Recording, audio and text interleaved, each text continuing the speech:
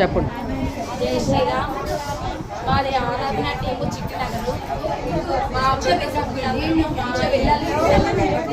చక్కగా లలితా పారాయణం, వెంకటేశ గానామృతం, హనుమాన్ చాలీసా మా ఇళ్లలో మేము చక్కగా చేసుకుంటూ స్వామివారి అనుగ్రహం కలిగించుకుంటున్నాము.